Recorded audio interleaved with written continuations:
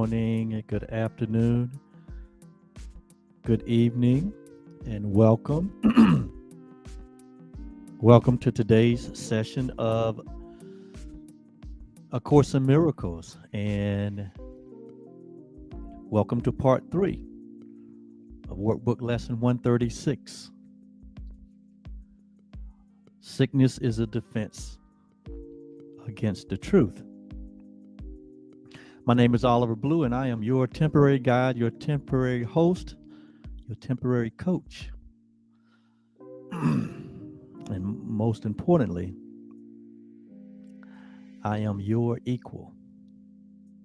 I am your brother. I am yourself. Because there is only the one self that we all share, and that one self is what we universally call God, which is which is all in all. God is, and there is nothing else. And this entire experience that we're having, where we're communicating almost like from two different locations, this whole experience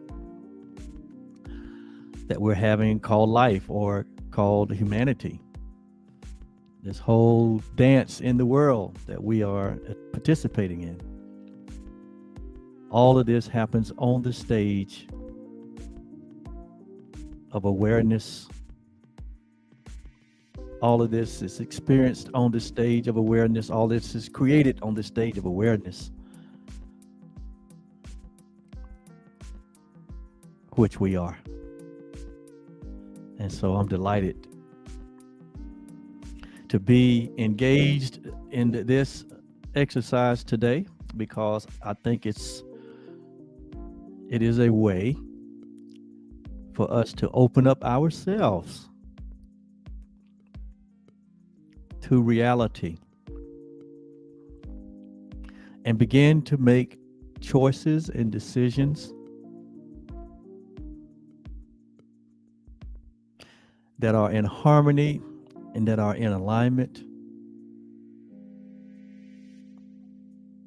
with happiness and joy and peace, which is who and what we are.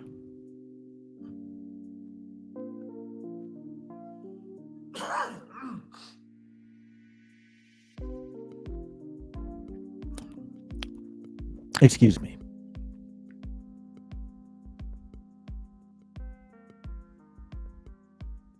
I am certainly rebounding from this healing crisis that I encountered after spending 6 days in New Mexico. And my body almost like it rejected that environment. So I'm still in the healing stage, where I still get a little drip, drip, drip down in my throat, and it's very irritating, and it causes me to want to cough. But I thank you for bearing with that these last few episodes, but we're getting much better.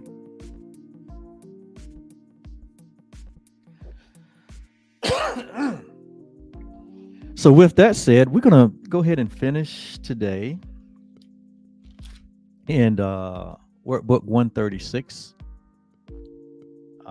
Again, this is a huge step in our expanded awareness. This is a huge step in our transformation, a huge step in our being conformed or reformed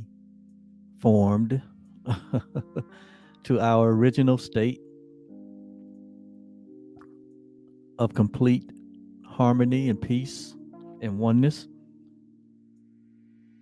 by the idea that is so important here, where we are discussing sickness and the whole worthlessness of it, the causelessness of it,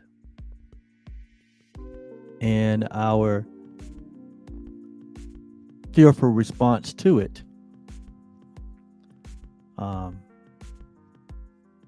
To build up fortresses and fences, as it said, it uses the word defense, which means that there is a resistance, that we build up a resistance to the actual thing that we desire. We build up resistance to the truth. It says that sickness is a defense against the truth. And so sickness is an idea that comes out of the belief in separation. And we've learned that sickness is not an accident.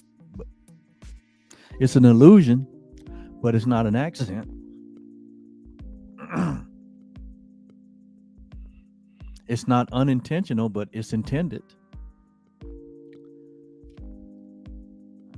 We've learned that it comes from feeling that there is a threat, there's a threat, and that we're vulnerable.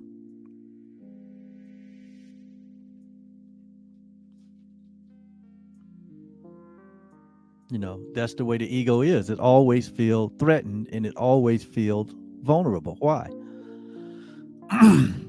Because its very activity, which gives the impression that it is an entity in and of itself, it's like falsity is a real thing. It gives the impression that it is a real thing. There was a commercial years ago that said Coke is the real thing. Well, we now know that Coke is not the real thing. And the ego is not the real thing.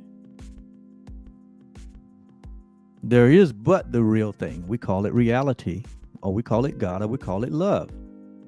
Doesn't matter what we call it. The only thing that matters is that truth remain unchanged and unaltered. Reality remains unchanged and unaltered. The only thing that matters is the fact that we are a part, not a separate part, but we are an integral part of reality. When I say we, I'm talking about that which God created. God only created one thing, and that was you and me. Not in time and in form, but God extended himself.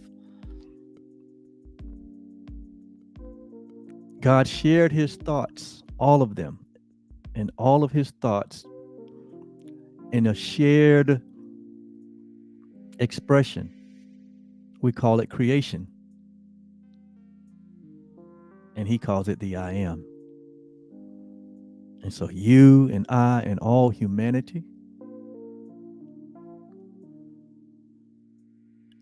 we are the I am of God, and we remain as God created us, as timeless and formless beings. However, something, somewhere, somehow, we're not going to try to run down and find out how and why, because why would you try to run down an illusion? It's like running down a lie. You only find more lies. We have learned that there's no need to defend the truth. There's no need to there's no need to prove anything. The truth is, God is, you are, we merely are. And that's all it takes. And so we relax in that. There's no need to create drama or trauma. There's no need to attack anyone. There's no need to try to go and prove truth or reality.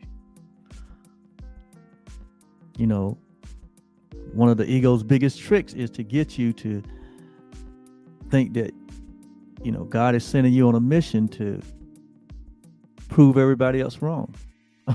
Or by attacking them, or attacking their belief, or attacking their illusions, or attacking their fears, or attacking their beliefs. No. If you look at Jesus' life, he never attacked anyone.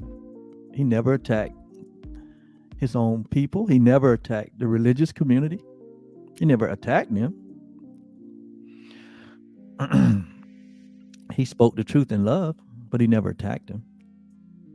He never attacked the government of his day. He never attacked the culture of his day. He just spoke the truth in love. And as he spoke the truth in love, those that were ready to what? Ready to open their minds up to the healing that they so desired. It's, the scripture says that what? They followed him. He did not compel them. He did not demand them. He did not threaten them. He did not challenge them. He merely spoke the truth in love, and then what? They followed him. And so that's the way truth is. It is non-threatening. It just displays itself as light. And the light has this drawing energy. It's a power to resonate with those that what? Those that are what? Those that are ready. And eventually everyone will what? Be in a state of readiness. And until then, we just walk in love towards them. We don't go out and browbeat them with what we think is our truth or the truth. We don't, try to challenge them and create, a debate with them. No, that's ego trying to still create more confusion, even with the truth. No, Jesus is our example. He spoke the truth in love. And when those were ready to awaken, they followed him. When those that are not ready to awaken, he allowed them to go about their business. He didn't judge them. He didn't condemn them. He didn't challenge them. And we should not do that. We should speak the truth in love. And love will cover our brothers and our sisters until they're ready to wake up.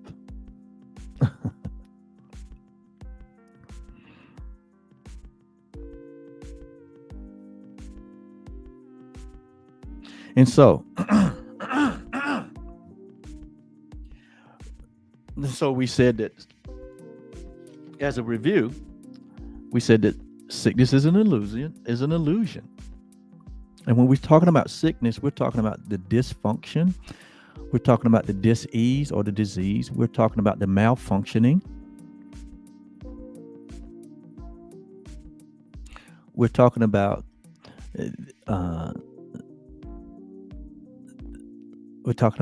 the suffering, pain and suffering. We're talking about not having equanimity or equilibrium. We're talking about sickness. We're talking about being without peace or without love in our experience. And so it says that experience is not real, or that is not a reality.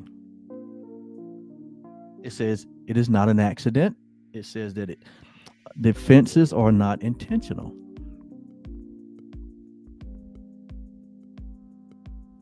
The fact that we build up these defenses because there's a sense of resistance, there's a sense of vulnerability, there's a sense of threat.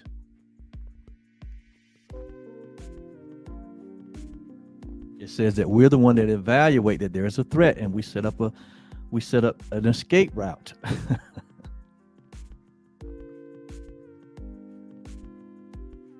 And that comes as a result of us forgetting who we are. When we forget who we are as the shared expression of God, and not just an expression, but we are the real McCoy. We are part of what God is. When we forget that, when we forget our true reality, our true identity as one with God, we make up our own reality.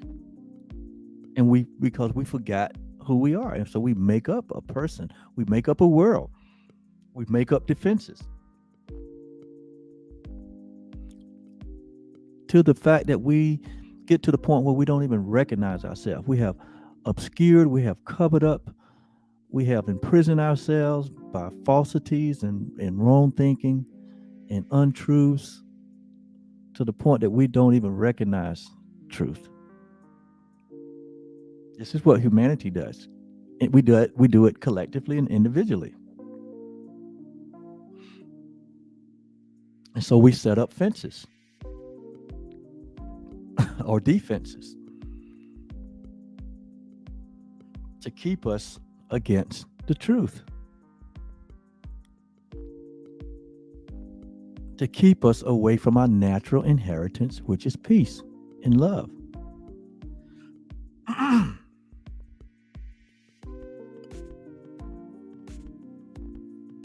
And we set borders and blocks, even to the point where we're not even aware that love is present, and love is always present.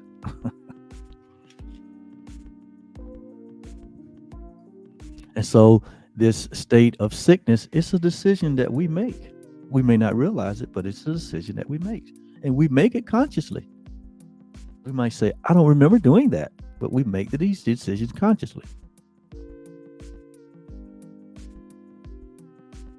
And we think that we can succeed in shielding our way from the truth. We think we can succeed in being separate from God. We think we can succeed in making ourselves into something that we're not. We really think that.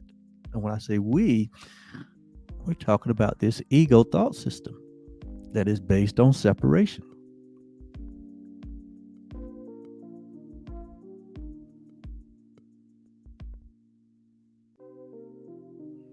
And so we make this body identification reality, and we make our reality unreality. We reject by rejecting the truth.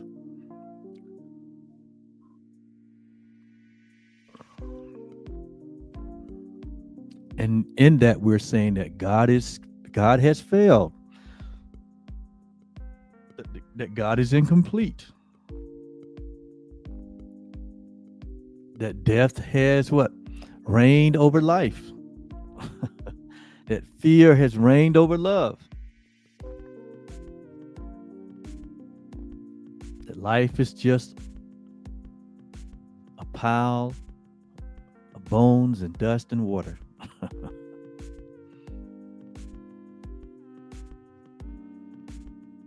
And such is our planning to defend ourselves from the threat that does not exist.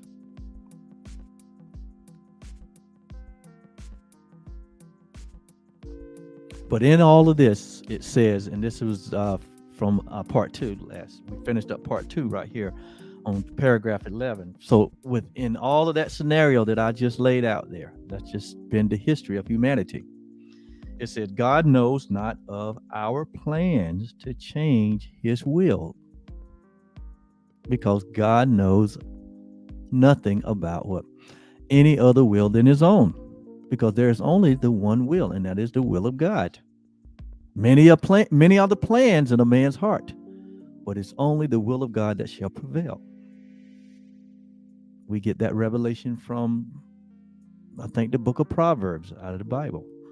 It's a revelation of God that many are the plans in our hearts. Many are the schemes. Many are the deceptions. Many are the fantasies. Many are the vain imaginings. Many are the hallucinations. Many are the illusions in a man's heart, in an ego's man's heart, in a man that believes that he's separate from his creator. But it is only the purposes, it's only the will of God that shall prevail.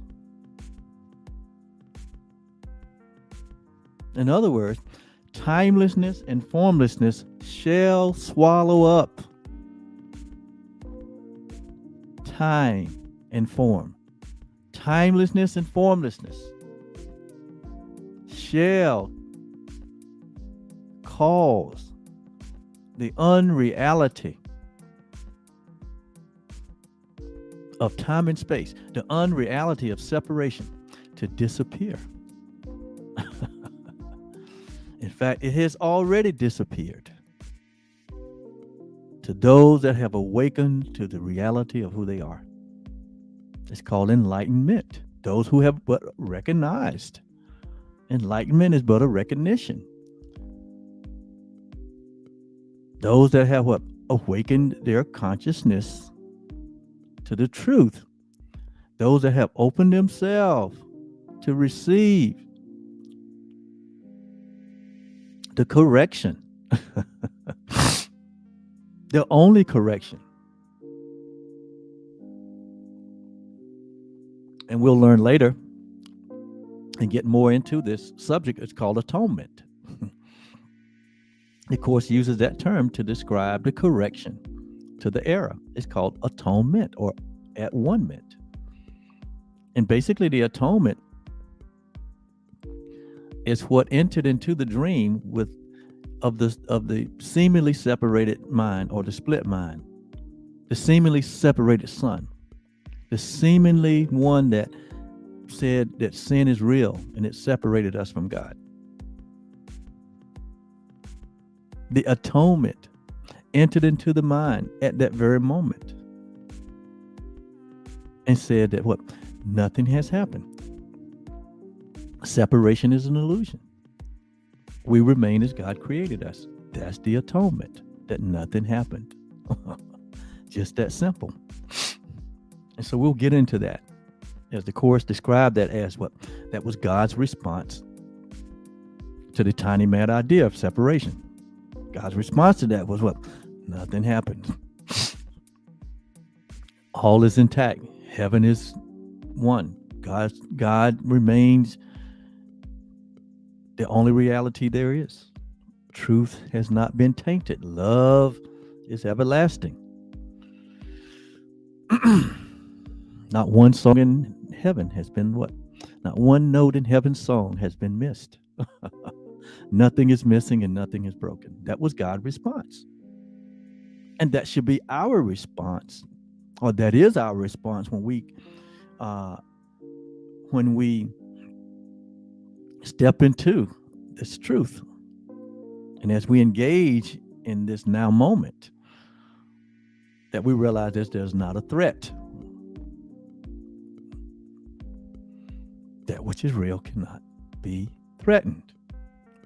That which is unreal. What's unreal? Separation. It doesn't exist. Like he said, nothing happened. And the impending result is what? The peace of God. So all is well. And so it says God knows not of our plan to change his will. The universe remains unheeding of the laws by which we thought to govern it. In other words, the universe has not changed its function, its purpose, or by the laws for which it governs itself. And neither has heaven have bowed to hell, nor life to death. It says we can but choose to think that we die or suffer sickness. We can choose that we think that we suffer sickness, or that we even distort the truth in any way. We can think that, and that's what a separated or a split mind does. It thinks that it has distorted the truth. It thinks that it suffers sickness. It thinks that that it dies eventually. That's the way a split mind thinks. That's the way a person thinks that is not thinking with the mind of Christ. There's a fear-based thought system that is running the show.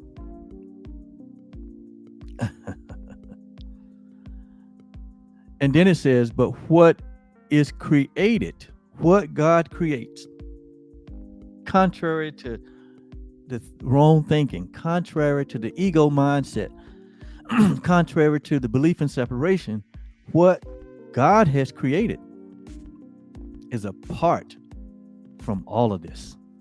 It has nothing to do. It's not even aware of this. It's not aware of the dream. It's not aware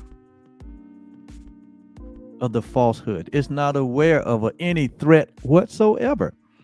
So a person that is awakened, he's not threatened by anything in this world. He's not threatened by anything that arises in this world. Anything that comes or goes, anything that changes, anything that appears, anything that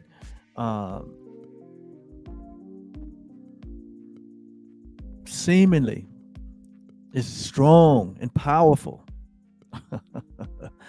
It's like anything that's like a solid granite. Anything that overly extends or attempt to approve itself as a replacement for reality.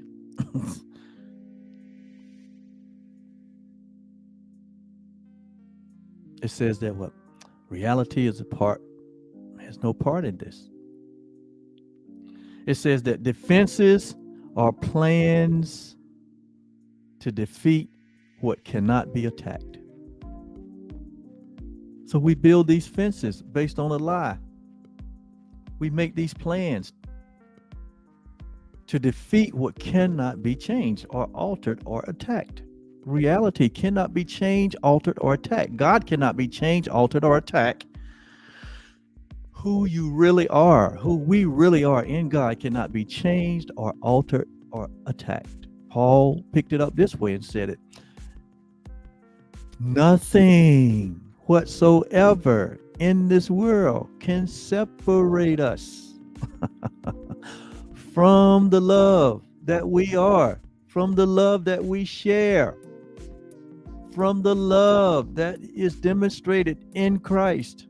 Nothing, absolutely, positively nothing, not height, nor depth, nor things present, nor things in the past, nor things to come, nor principalities, nor powers, nor rulers, nor ideas, nor illusions. Absolutely nothing can separate us from the love of God that was demonstrated in the life of Christ. Now we're here to demonstrate it in our life. Nothing can separate you. That is the absolute truth. Nothing can alter you. Nothing can change your reality as the son and daughter, as the offspring, as the very inheritance, as the one creation of God, the innocent, whole, and complete, and sinless and guilty reality that you are. Nothing can change it. No government, no religion, no culture, no history, no drama, no trauma, no mistreatment. Nothing. You remain as God created you. And the moment that you embrace that reality, which the Course calls the moment you accept the atonement for yourself, is the moment that you experience your complete healing and wholeness that you are. It's the only way to be healed and made whole. And that healing and wholeness is not for a body, a temporary device. It's not for a body. The healing and wholeness is for a mind, a runaway child that has run wild and that has come back home. That healing and wholeness is for that prodigal mind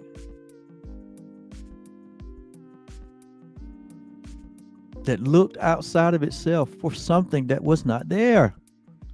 The healing is wholeness is for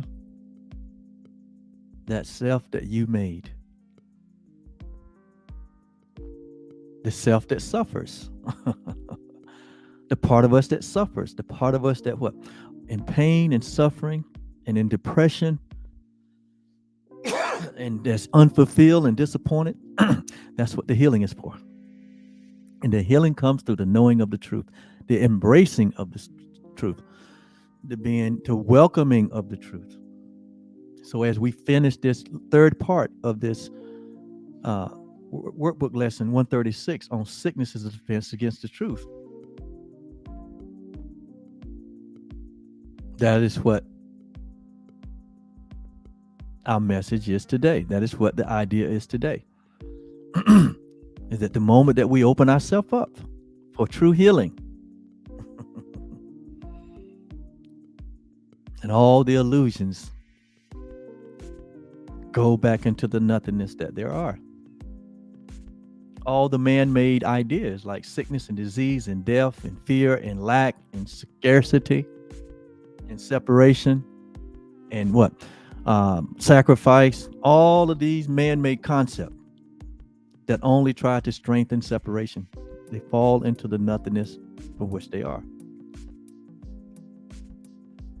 And we are no longer what? Imprisoned. We are no longer held hostage by the ego thought system. But we are set free, like Jesus said, by the truth. The truth that you know will set you free.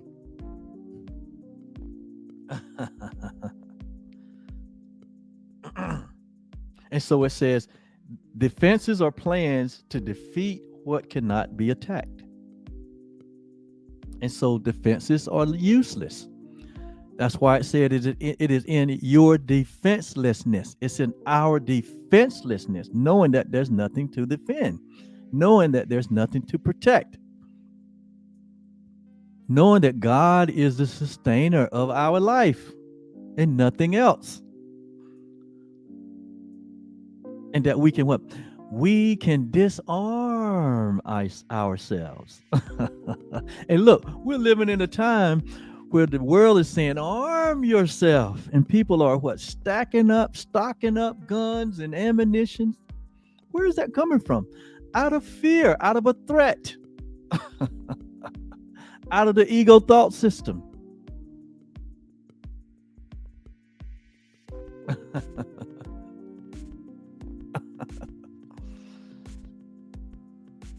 And what we're learning here is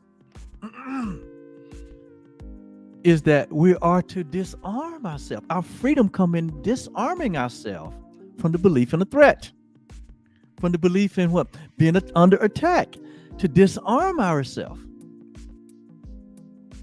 And it's in the disarming of ourselves that we arm ourselves with reality. Paul said, put on the whole complete armament of God. Not for war and fighting. Not because you're at war and you're fighting, there's a threat. I mean, that's part of the incompleteness in the revelation he got, as though there's an enemy to fight. But the arming of ourselves is the disarming in the belief in a threat and in an attack. The belief in an enemy, the belief in a devil and demons. The belief that there's a war and a fighting going on in heaven. There's a war and fighting going on over the truth. The only war and fighting that is going on is the war and the fighting that goes on in our mind, because of our allegiance to separation. That's the only war that goes on between, like they say, between your two ears. But it's not even going on in between your two ears, because the mind is not between the two ears. That's just a misperception. That's misinformation. The mind is outside the body. In fact, the body is inside the mind.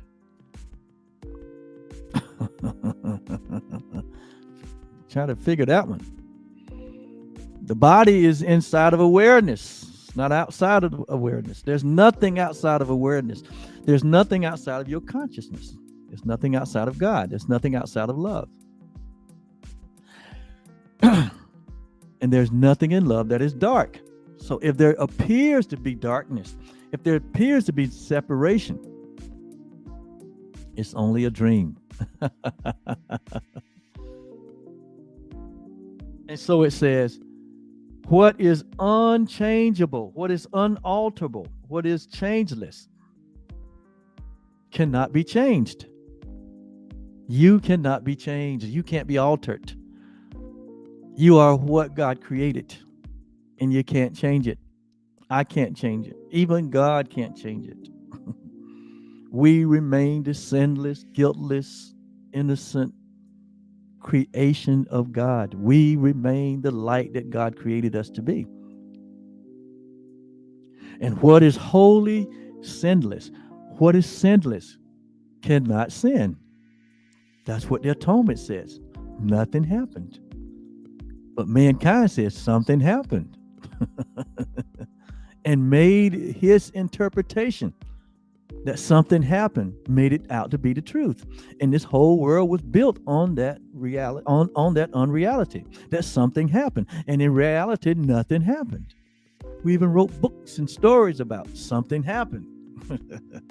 And made up our own plan of redemption, made up our own plan of salvation. We made up our own interpretation of what the truth is, and built a world, built a whole civilization on that.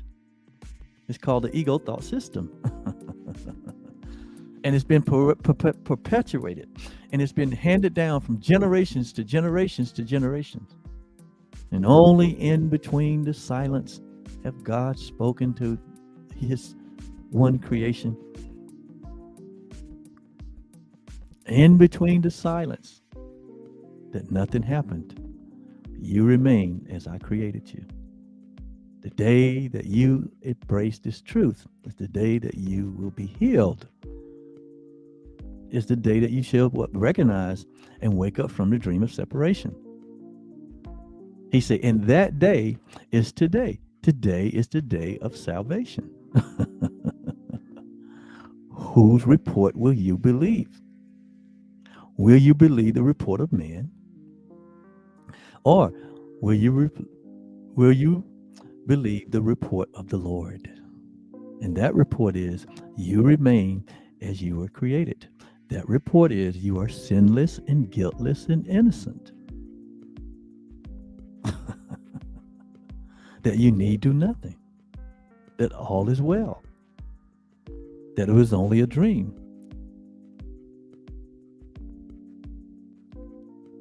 Today is the day of salvation. Today is the day of the grand awakening.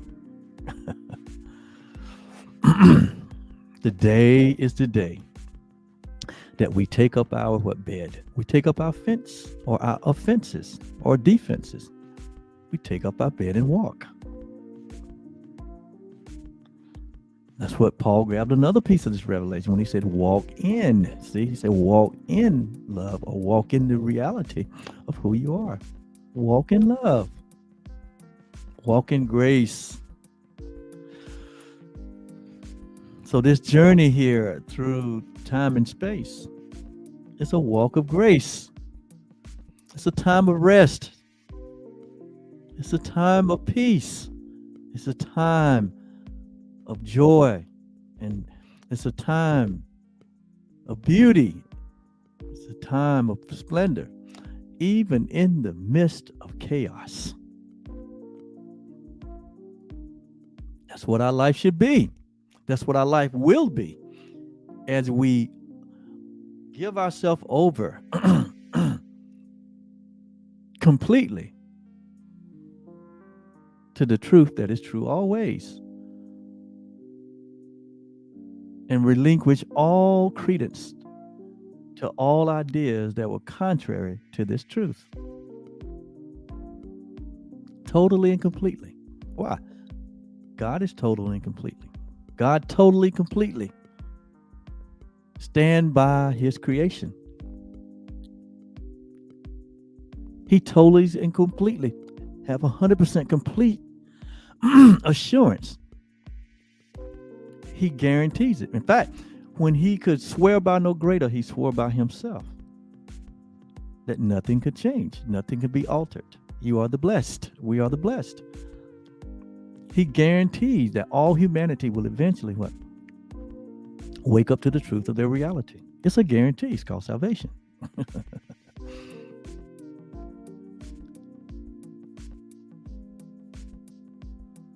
And he guarantees it. That's why God has complete confidence in you. God has no doubt in you because God knows what he placed within you.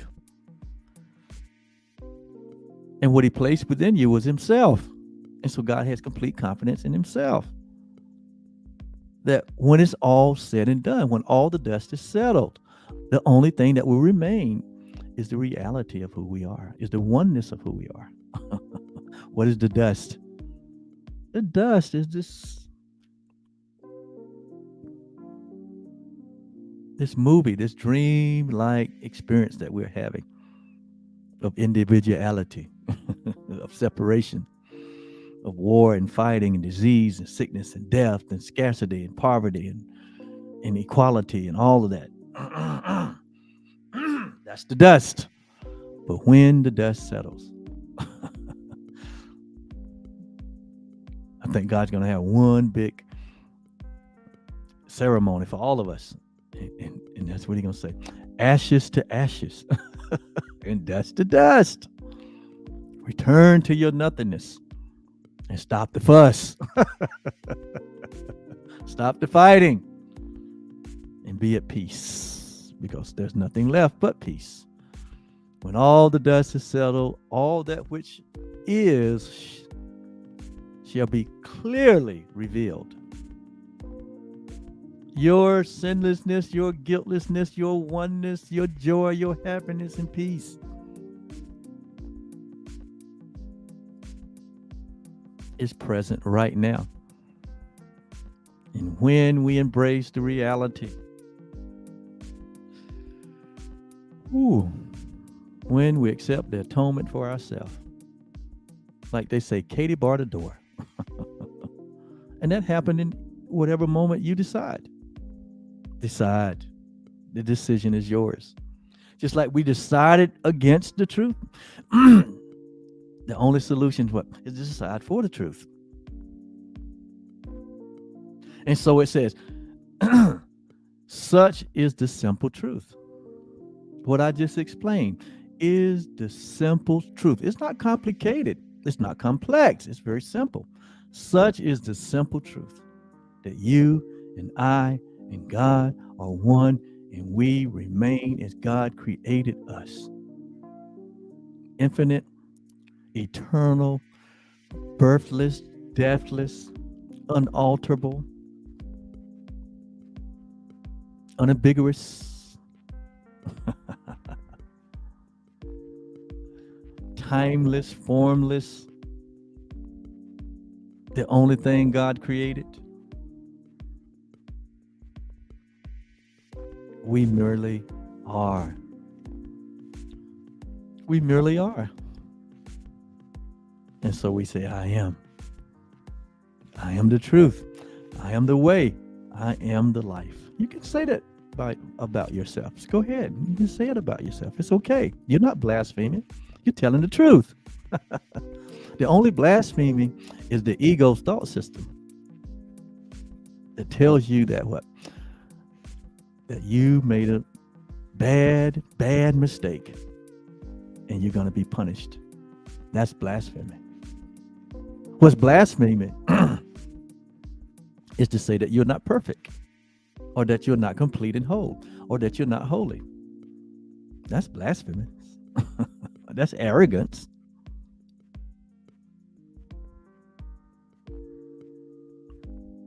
What's blasphemous is to say that God is sending people to hell, or people are going to hell, or that God is punishing humanity, or that God is bringing sickness and disease. God is withholding.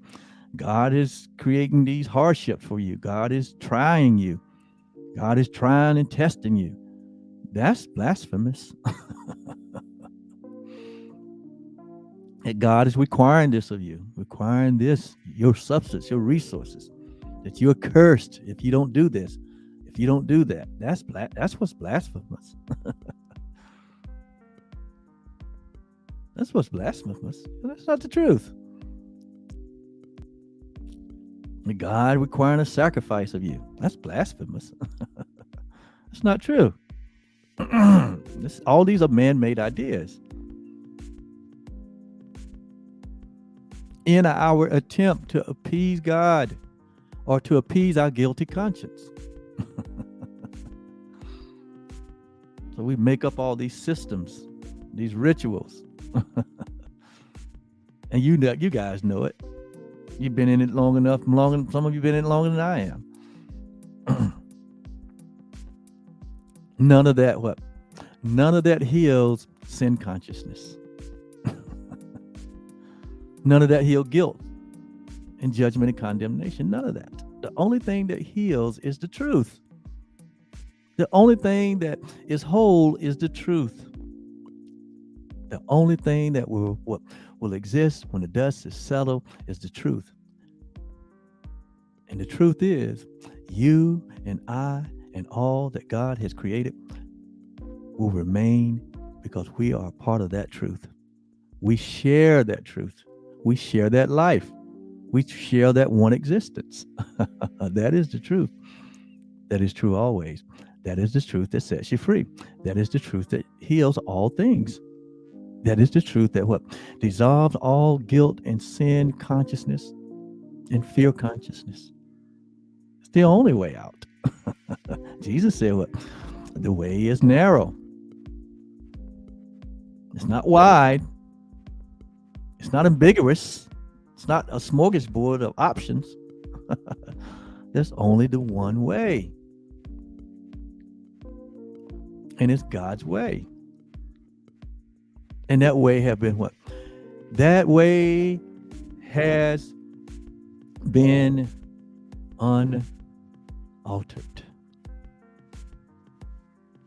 And that way has been finished. And your security has been finished. So there's no worries, man. You are good. Nothing can separate you from that goodness. So just sit back and relax and enjoy. Enjoy. Notice now, enjoy. Be the light that you are. Enjoy. Be the love that you are. Enjoy. Share the truth that you are. Enjoy. And so it says, this is the simple truth. It does not make appeal to might nor to triumph. So it doesn't go out to fight for itself. It doesn't challenge or feel a threat from any other establishment that is not built on the truth. It does not command obedience. Like, we say, God demands obedience. It does not command obedience. Doesn't command obedience. Love makes no demands. So if there's no demands, there's no commands. And so it does not command, obedience, nor seek to prove how pitiful and futile our attempts to plan defenses that would alter it. Why? Because truth merely wants to give you happiness. I've said this early in our journey. The God's number one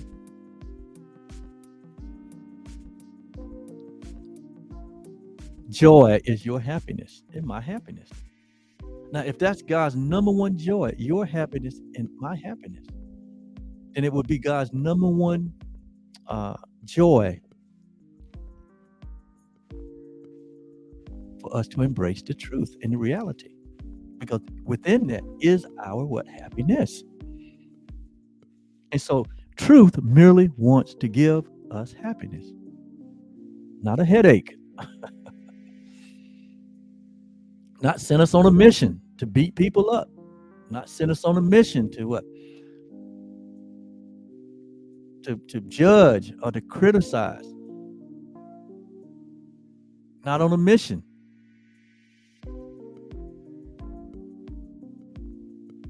to to to destroy. We're not on a mission to go to war or battle. That's not happiness. Not we, God haven't sent us on a mission to correct our brother. God hadn't sent us on a mission to fight against the establishment, to fight against, you know, our politics, or to fight in politics. God hadn't sent us on a mission to fight against the world system. God hadn't sent us on a mission to make a correction to the established communities, to traditions. God hasn't sent us out to war against other people's choices of their religious past, a path. He's not sent us out to do that, to further fight and divide and separate. No. God has sent us out just to be the light of the world, so that the world may come to the light. That's our only mission. That's our only function. And so we release the world from its belief in separation. We release the world. We judge the world in righteousness. We do like Jesus showed us and demonstrated. He said, Father, forgive them. Forgive them. What are them? All the illusions, all the falsities, all the systems that are opposed to reality. He said, forgive them, for they know not. They know not. Otherwise, they are ignorant of what they're doing. They are ignorant to what they're doing. That's our response. And then we be love. And then we open wide. And then we demonstrate what love is. Love is kind. Love is patient. Love is charitable. Love is forgiving. Love doesn't vaunt itself. Love doesn't, go out and challenge and try to, defend truth. No, that's ego. All that's going to get you is a big headache. All that's going to do is bring more pain and suffering to you if that's your mode of operation.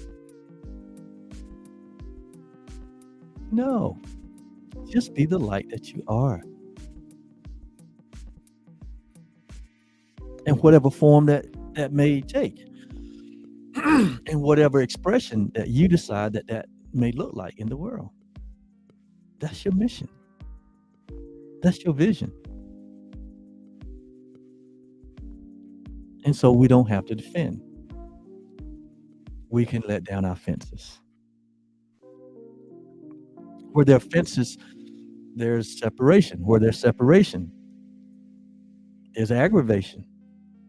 And where there's aggravation, there's war and fighting.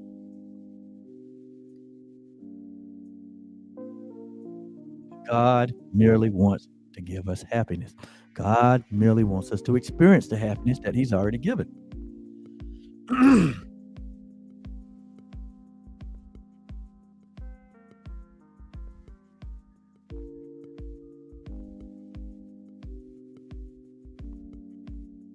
So it says, it is this fact. What fact? That God only wants happiness for us. And it's this fact that demonstrates that time is an illusion. Why? Because we've already received. What's been given has already been received. Remember, giving and receiving is one act of love. So when God gave, God so loved that He gave Himself. In that giving was the receiving of Himself. We received that which was given, and we were conceived in that giving and that receiving. And that we were conceived as the Creator Himself. So it's a finished work. We have already received that which was given. That is the consciousness and the awareness that we are. And so, because that's a fact, that means that time in form doesn't alter that. We are already there. We have already received. We are already it. Even time and form doesn't alter that, doesn't delay that. Now faith is. Now the evidence is. Now the substance is. You are the evidence in the substance that has been given and received. So time is an illusion. Form is an illusion. Why? Because before form was, I am. You remember Jesus said to the religious folks of his time that only saw him in time and space, not recognizing eternity was standing right before them. And he told them that before Abraham was, I am. And they said, well, you weren't born before Abraham. Abraham was born before you. See there, that unhealed mind thinking, only embodied identification. But Jesus acknowledged in that moment that everything has been given and received even before the world was. In Ephesians it says, God has blessed us with every spiritual blessing in heavenly places before the foundation of the world. See? So it's time to live in the before the foundation of the world. In the dream, God is calling us to wake up to the before the foundation of the world, to our true reality. Inside of time and space, time and form. Or the reality is that time and form is inside of what? Before the foundation. Who you are as an eternal self has given way to the illusion of a false self. And now we decide to what? Give way to our true self. Just that simple. The simple truth. It says, this is the fact that demonstrates that time is an illusion. For time lets you think that God has given you. Time makes you think that what God has given you is not the truth right now, as it must be. And it is. The thoughts of God are quite apart from time. God's ways are not our ways. His thoughts are not our thoughts. God's thoughts are apart from time. It doesn't even recognize the illusion of time and space. It says that for time is but another meaningless defense that we made against the truth. Even time is a defense against the truth, just like sickness is a defense against the truth. Unforgiveness is a defense against the truth.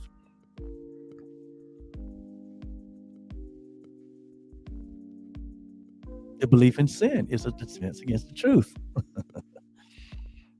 All the establishments in this world are a defense against the truth. Even religion, in many cases, is a defense against the truth.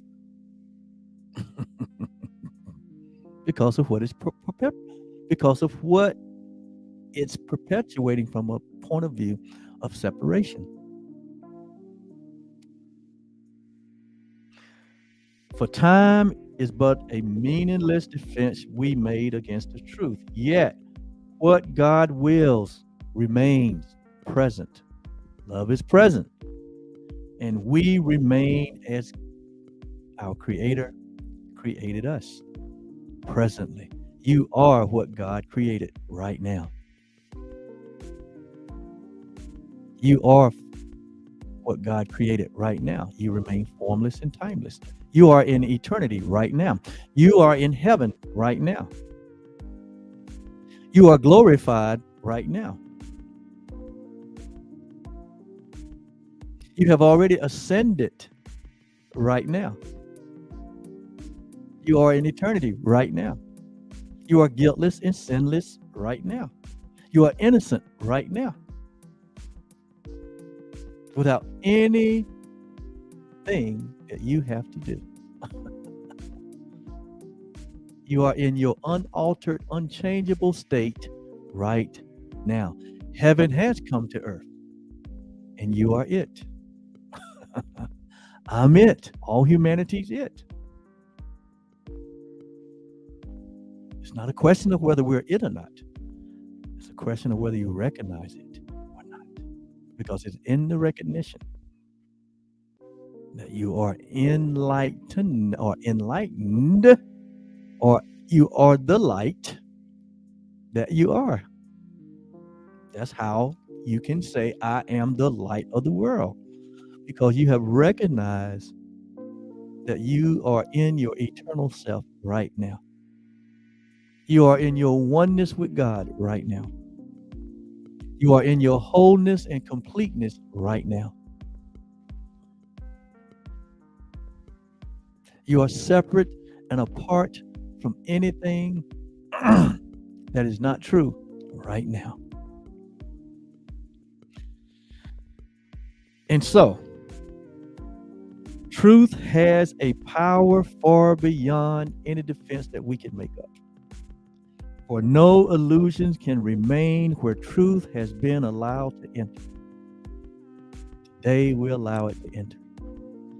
And it comes to any mind. Notice where truth comes. It doesn't come to the body. It comes to any mind that would lay down its arms, that would disarm itself. Today is the day of disarmament.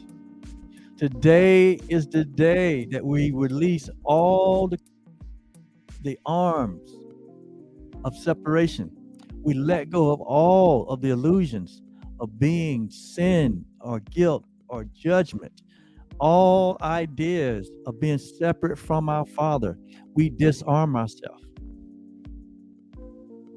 from those ideas, that truth may come to the mind to unify, that truth may come and bring a synchronicity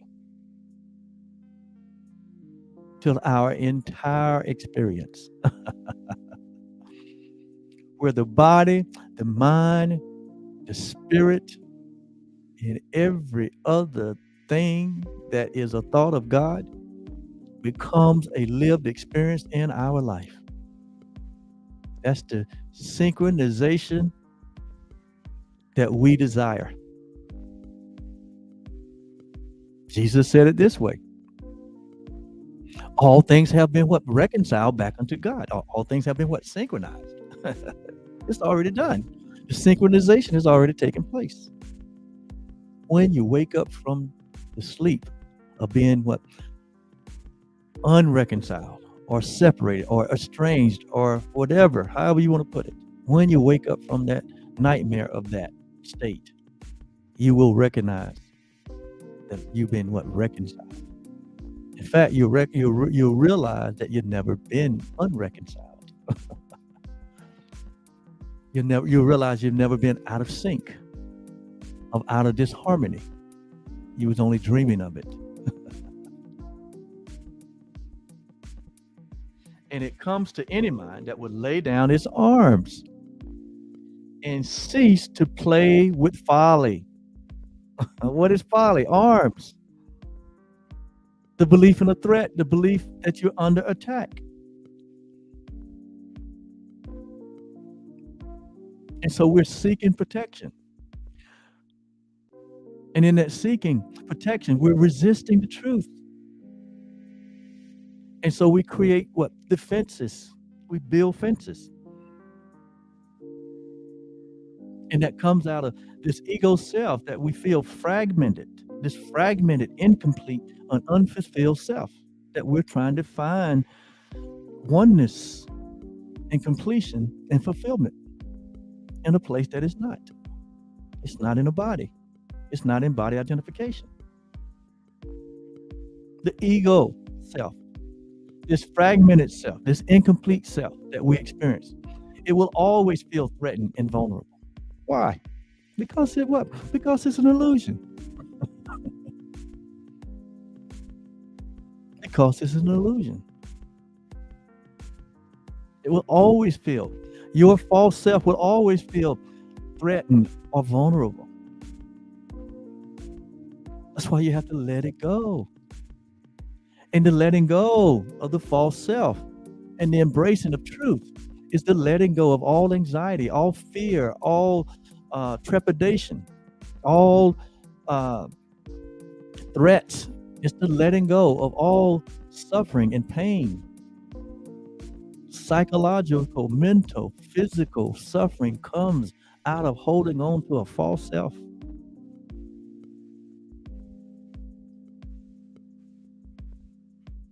and resisting the truth. But today is the day of salvation. And listen, we're not talking about any activity or event or relationship that you have chosen to be a part of or to engage in. We're not taking anything away from you. You can still do all of those things. But you're bringing your light to all of those things. You're bringing your love to all of those relationships, all of your events, all of your activities. So now you get to play in the playground of this world with the truth. And that's how you really have a real party. That's how you really experience real true happiness. When you know that you carry it with you everywhere you go. So you don't go nowhere looking for anything. You don't demand anything or ask for anything. Why? Because you're everything.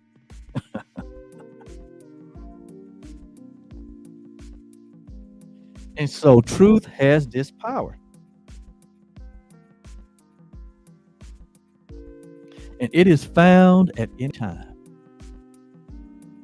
Today, if we will choose to practice giving welcome to it.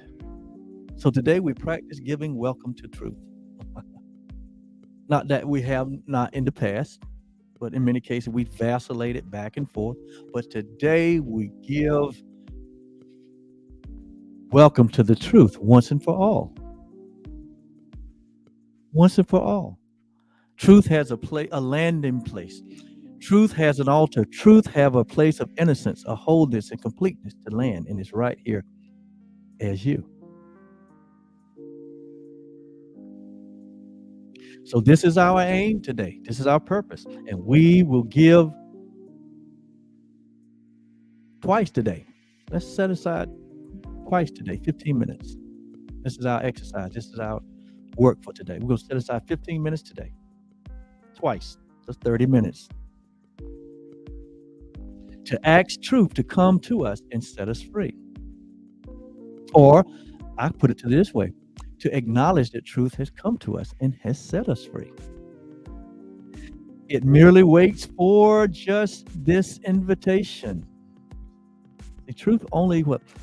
Truth will only, love will only come where it's invited. Light only what? Light appears where it's invited.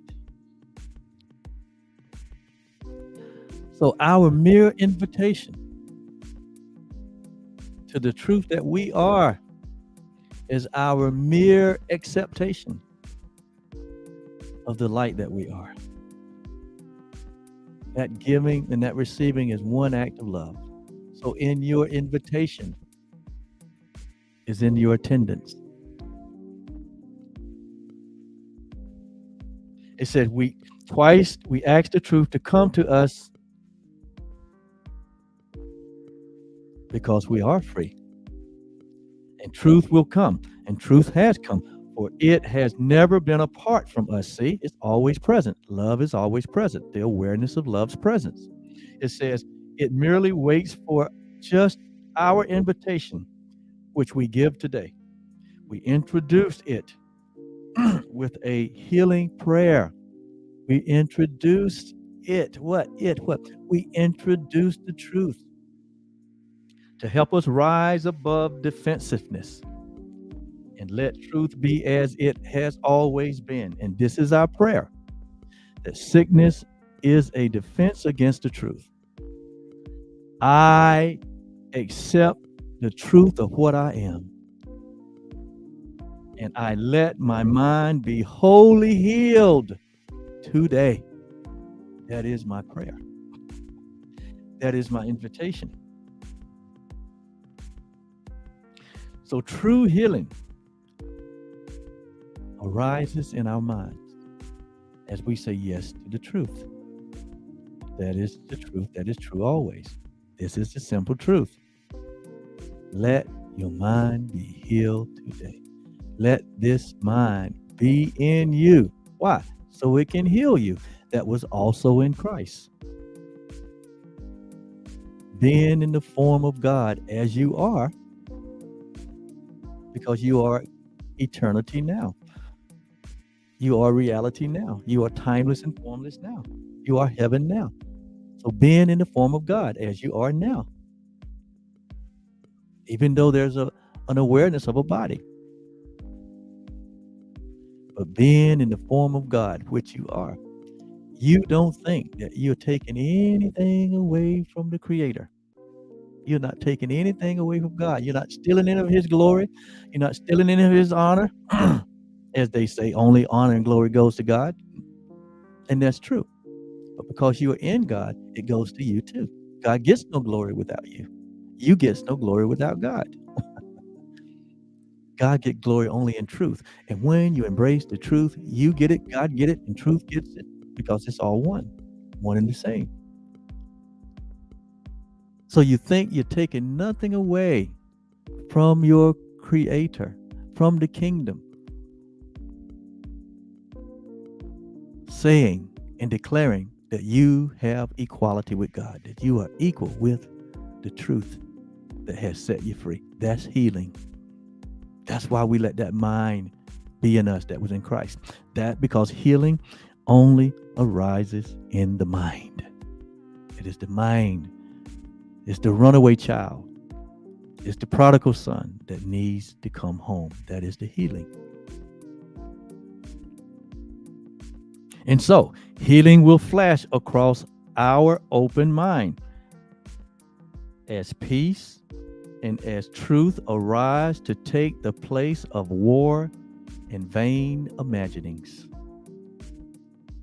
The warring in our mind, the vain imaginings that we have so much focused on, the wild thinking, the thoughts that are so vain and so vile,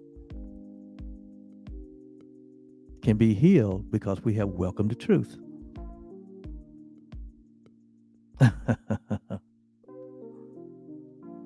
There will be the light of truth.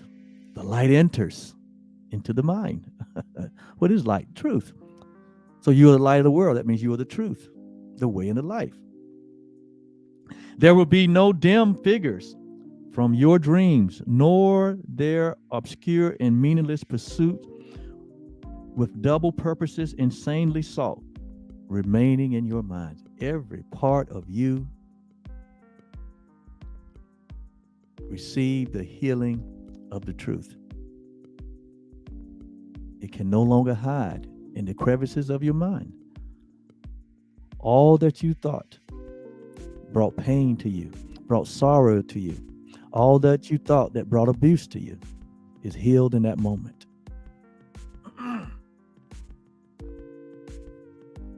And nothing remains. Every hurt, every pain, every discouragement, every misunderstanding, every betrayal is healed in that moment. And you become the freedom that you are. It will be healed of all sickly wishes. All our sick wishes will be healed. That it tried to authorize the body to obey. All the sick and all the sickly wishes that the mind that was afraid tried to get us tried to authorize us to obey in these bodies, all of that will be healed. All of the urges to go on to attack and to attack one, or to mistreat one, or to withhold your love from another one, or to withhold your resources from one, all of that will be released. It says, now is the body healed? So in all of this, even what the body is now what? Experiencing healing. Because the source of sickness has been opened to release. What is the source of sickness? Was a separated mind. So when the separated mind is healed, it says the body is healed. And it says, and you will recognize that you practiced well by this. The body should not feel at all. So to know that we have really, really embraced and have opened ourselves up to this grand release today, it says, you will recognize that we have practiced this idea effectively. We will know it because the body should not feel at all. The body should not feel at all. Why? Because the body is an illusion. Why? Because the body is an illusion. So that which we feel is not really feeling in the body. It is the mind. When there's feelings, it's all happening within our minds. And that gives us an indicator that something may be a little off. It needs to be adjusted. We may be a little error in our thinking. And so we just immediately correct the error in our thinking. Don't be so focused on what we might feel in the body. It says the body should not feel at all because it's not in the body. The body is healed. If you have been successful today, there will be no sense of feeling ill or feeling well. The body is neutral. It just does what it's supposed to do. There shall be no pain or pleasure. It's just neutral. The body, it's healthy, usable device that it is. And it says no response at all is in the mind to what the body does. So the mind, we take our mind off the body because the body is healed, the body is whole, the body is complete. And the body's usefulness remain and nothing more. We understand that it's only a temporary tool and it will do its job when we don't assign it purposes that it cannot keep, like our identification. Perhaps you do not realize that this removes the limits you have placed upon the body by the purposes you gave to it, purposes that it could not keep. So when we remove limitations or expectations from the body that we were given to it, calling the body ourselves, when we remove that huge assignment from the body that it cannot fulfill, when we do that, it says we have removed the limits that we placed on the body by the purposes that we gave it. And these are laid aside. The strength the body has will always be enough to serve all truly useful purposes. In other words, the body will be able to do what you need it to do. As a what? As a healthy, willing, agreeable servant, the body will serve you well. It says the body's health is fully guaranteed because it is not limited by time, by weather or fatigue,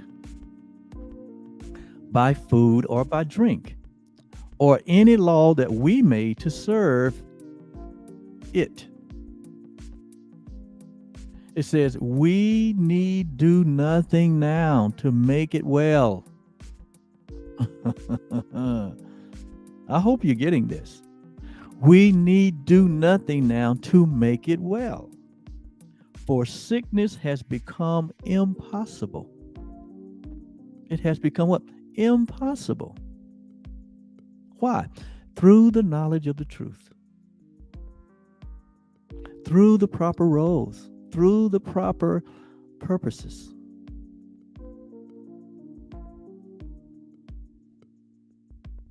Yet this protection needs to be preserved. What protection? Okay, I thought there's nothing to protect. It says, yet this protection needs to be preserved by careful watching. In other words, we need to be aware. We need to notice when we get our thinking out of alignment that starts this domino effect of thinking wrong, perceiving wrong. And then we begin to experience that which is not the truth. And we begin to build fences and defenses. We begin to feel a threat. We begin to feel, that we're under attack. All that whole process starts in the mind. So that's what needs to be preserved and watched. That's why Jesus said, watch and pray. Watch what? He's, we said that, that it looks, it waits, and it judges not. That's the process. That's the waiting. That's the watching. That's the preserving. That's the careful watching that we do. We notice what we're noticing. We use our awareness, our consciousness. We notice when we're thinking wrongly, because we'll see the chain reaction begin. It says, if you let your mind harbor attack thoughts. Okay, this is what we need to be watchful for. If you allow your mind to harbor, like we have in the past before this training, where we just let our mind wander all over the place, think whatever it wants to think. We let it do that. We thought that's what it was for. But when you allow the mind, it said, when you let the mind harbor a thought tax, or when you yield to judgments, to where we begin to judge things unrighteously, when we begin to judge things according to separation, when we begin to judge ourselves wrong, when we begin to judge our brother wrong, when we begin to judge the world wrongly, or when we make plans against uncertainties to come. In other words, when we become fearful of the future, that there's not going to be enough, scarcity, when we become fearful of the future. In other words, when we get off line of thinking about ourselves in a way that is not true, we need to be aware and watchful of that. It says, you have again misplaced yourself. So we have misplaced or forgotten ourselves when this happens. And we need to be watchful over this. The process doesn't happen in the body. It happens in the mind. And I'm putting to the head, mind's not there. It happens in the mind, in the thought mind. He says, when this happens, you have misplaced yourself and made a bodily identification again. We've gone back to making the body the real you, which will attack the body, for the mind is sick. The mind is gone sick again, and it will attack the body. And therein lies the pain and the suffering. So we see this. See, now we have responsibility. When I say that we need do nothing, we need do nothing in the sense of making reality or making truth, but we do need to be watchful and aware and conscious when we allow the mind to drift back into what? An ancient way of thinking. And we just make the necessary shift. That's the miracle.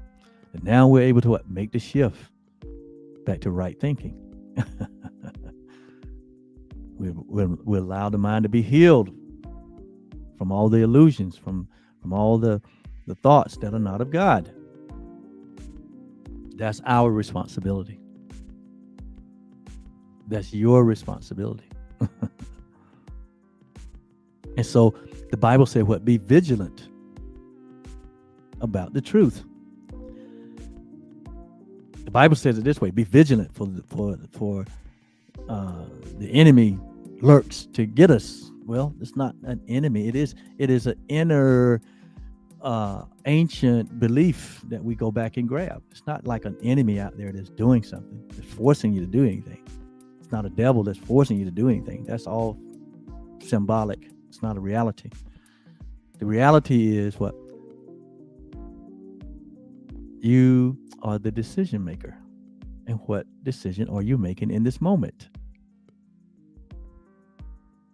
If things begin to arise that are anti to your reality, just like the clouds float through the sky, just look at it and observe it and let it pass on by, because it's going to come and it's going to go. You don't have to react or respond. Just smile at it. Someone says something that might be hurtful. You see something that you might not agree with. Someone seemingly is threatened to attack you or attack the body. You can say to them, hey, no man takes my life. I'm going to eventually lay it down when I get ready. And then you move on. You don't have to respond to anyone that would threaten or attack you. You don't have to respond to anyone that will hurt your ego. Because remember, you have already decided that the ego is not what you are. So you don't have to respond. You no longer have to be this stimulus and response machine anymore. You don't have to jump into the politics. You don't have to jump into the religious conversations or arguments. You don't have to do any of that stuff. You don't have to hold an opinion about anything. All you have to do is embrace the truth in every moment and let that be your guide. Let that truth be your guide. And you will know what to do or what to say, or what not to do or what not to say. Because now you are being guided by the truth, your internal teacher, your permanent teacher, your permanent guide. I'm just a temporary teacher and guide, pointing you to your eternal self, pointing you to the truth. That's all. Because I'm just like you. I am you and you are me. So I'm encouraging and imploring you with this truth. Why? Because of what I'm giving to you, I'm giving to myself. What I give to myself, I'm giving it to you. That's why Jesus said, love your neighbor as yourself. Because what you give to your neighbor, you give to yourself. And so I give you only the truth. I teach only love. Here at Truly Foundation, we teach only love.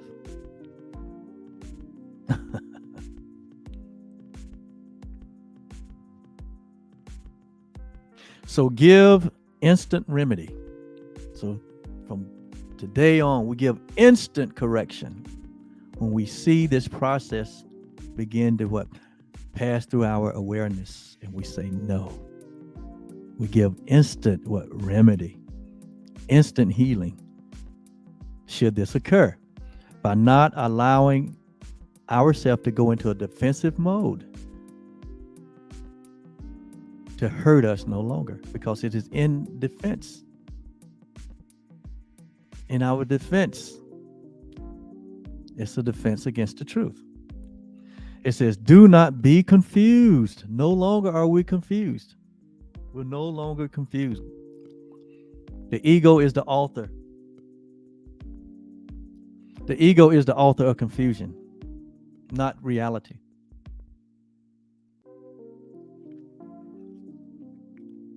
So it says, do not be confused about what must be healed.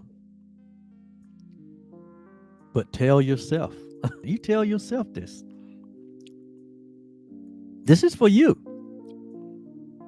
This whole training is for you. It's not to go out and what? It's not to go out and proselytize the world. It's not to go out and save the world. There is no world to save, as we know now. And when you awaken, the entire world awakens.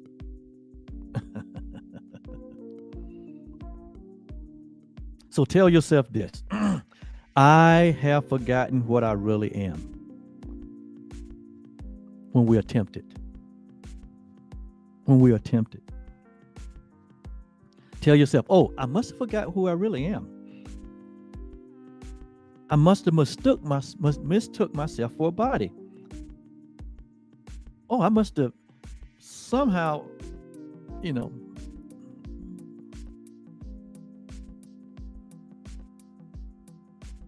got off track for a second.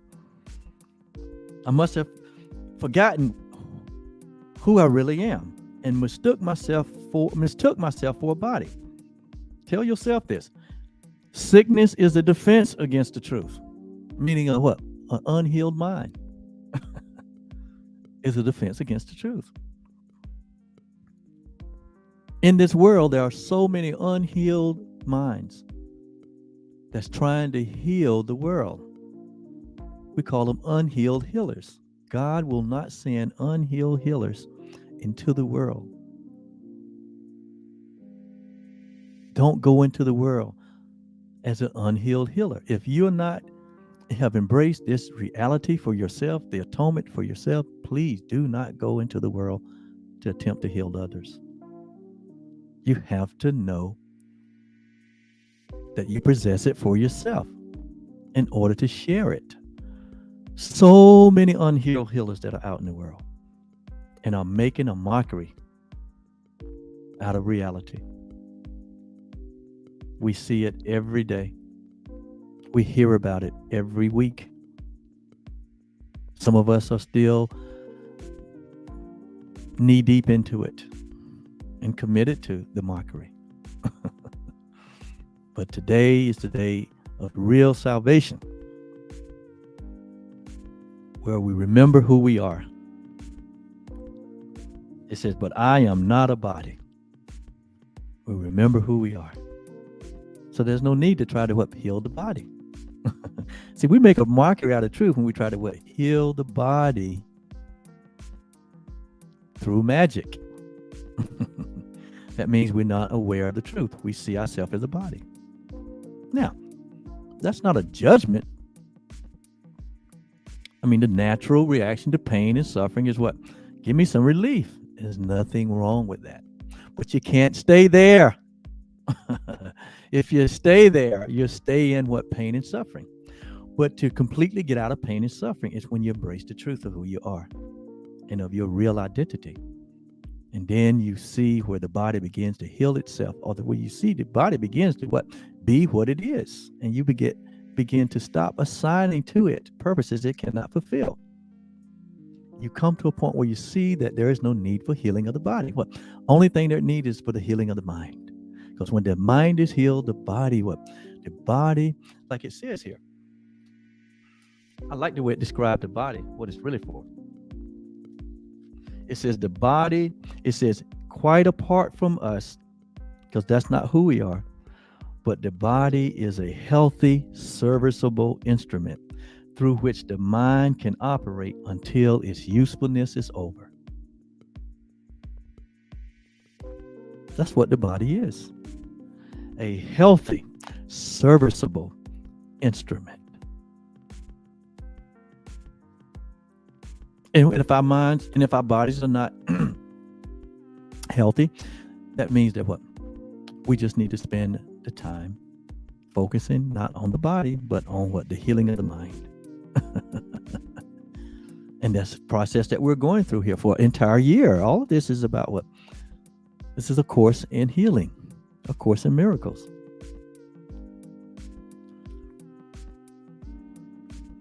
And so, but I am not a body, and my mind cannot attack. We realize that we're not a body, and our minds cannot attack the body. So I cannot be sick. but I am healed and whole and complete.